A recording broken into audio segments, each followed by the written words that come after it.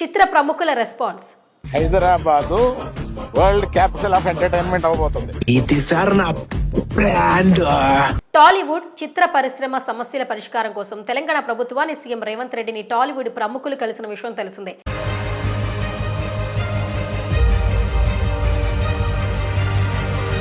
ఈ నేపథ్యంలో ప్రభుత్వం అన్ని రకాలుగా సహాయంగా ఉంటుందని, ఇందుకుగాను ప్రభుత్వాన్ని సహకరిస్తూ పనిచేయాలని సీఎం రేవంత్ రెడ్డి స్పష్టం చేశారు. ఆయన మీటింగ్లో పలు విషయాలను స్పష్టం చేశారు. సినీ ప్రముఖులు ఒక్కొక్కరిగా స్పందించారు.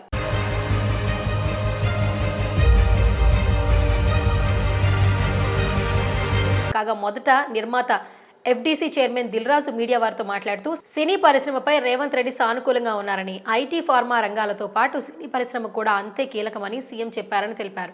టికెట్ రేట్ల పెంపు, బెనిఫిట్ షోల గురించి మీడియా ప్రశ్నించగా అది చాలా చిన్న అంశమని పేర్కొన్నారు. బెనిఫిట్ షోలు, టికెట్ ధరల ప్రస్తావన రాలేదని, కొందరు అసత్యాలు ప్రచారం చేస్తున్నారని అన్నారు. బౌన్సర్ల విషయాన్ని డీజీపీ చెప్పారని, సామాజిక సేవా కార్యక్రమాలు, డ్రగ్స్ నిర్మూలనపై సినీ హీరోలు ప్రచారం చేయాలని సీఎం సూచించారన్నారు. ఇటీవల జరిగిన కొన్ని ఘటనల వల్ల ప్రభుత్వానికి, ఇండస్ట్రీకి గ్యాప్ వచ్చిందనే అపోహ ఉంది. ఈ మీటింగ్తో అది సాల్వ్ అయిపోయిందని పేర్కొన్నారు.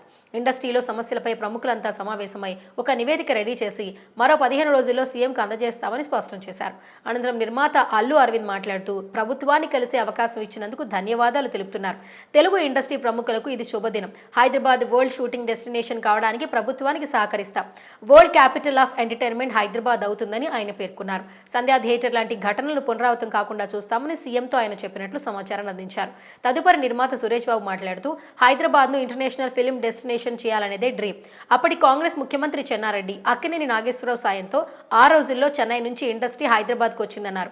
ఇక రాబోయే రోజుల్లో నెట్ఫ్లిక్స్, అమెజాన్ సహా అన్ని ఏజెన్సీలకు హైదరాబాద్ కేరాఫ్గా ఉండాలి. ఇందుకు గాను టాలీవుడ్కి పూర్తి మద్దతుగా ఉంటామని రేవంత్ రెడ్డి హామీ ఇచ్చారు. సంధ్యా థియేటర్ ఘటనపై సీఎం ఆవేదన వ్యక్తం చేశారని, ఒక మహిళ ప్రాణాలు కోల్పోవడం వల్ల ఘటనను ప్రభుత్వం సీరియస్గా తీసుకుందని సీఎం తెలిపారని సురేష్ బాబు పేర్కొన్నారు.